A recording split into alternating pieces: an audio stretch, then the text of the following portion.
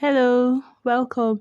If you want to make heart-shaped knotless braid and you want it to come out perfect, then this tutorial is for you. I'm going to tell you what not to do and what to do so that it's going to come out perfect from my mistakes and everything here.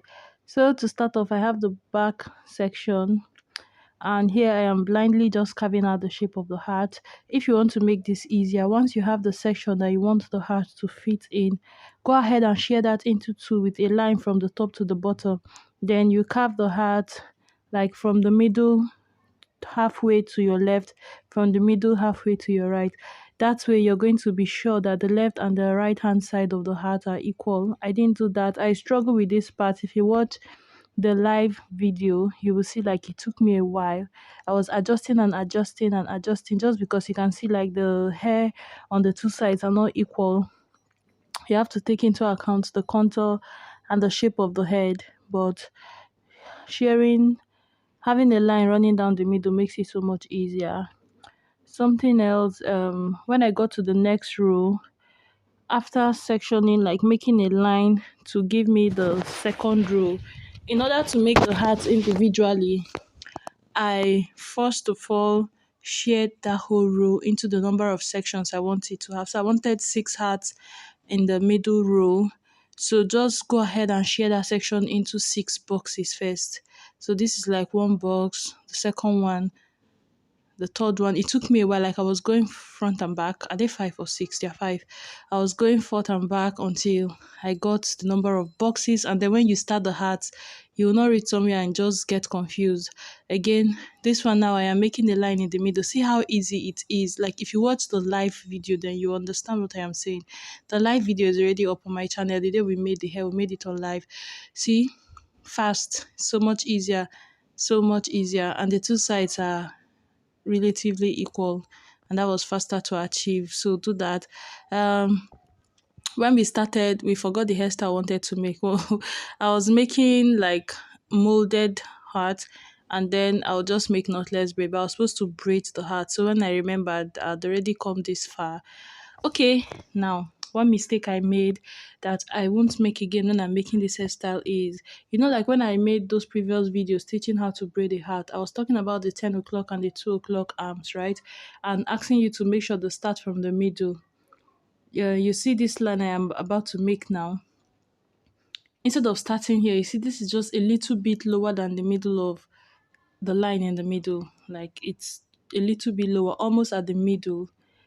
Uh when I was done, because this heart is inside like a box and you're not carving, like the outer section of the heart is not shaped in the shape of a heart.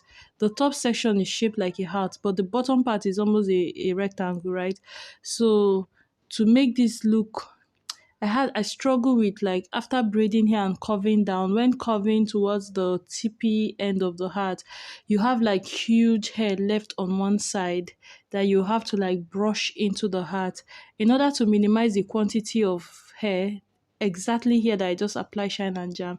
If you want to reduce the number of hair that will be there, the quantity of like the space that will be there, when you're making that line where you start this half section from, like take it almost all the way to the base. So the middle of the heart is going to be tipping all the way to the bottom of the heart, and then you braid it upwards. Instead of starting like from the middle, this line I am going to make now, instead of making it like a little bit lower than the middle, like just take it down. You see where my finger was pointing, like just take it further down, not where I am braiding now. Make this braid, this TP beginning, start from like the bottom of the heart. That's a hack and something I will do different next time to minimize the space that is going to be that you need to like gel. If you look at the heart on top of this one I am braiding now on your left hand side, you will notice like I braided that section and then added it into the heart. If not, her hair is going to start getting old from there, because again, this is natural hair.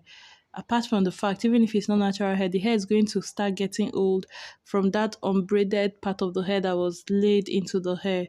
So I did that one because it was just too much. If I had left it like that, it's going to really fasten how old her hair is going to get, like, you understand.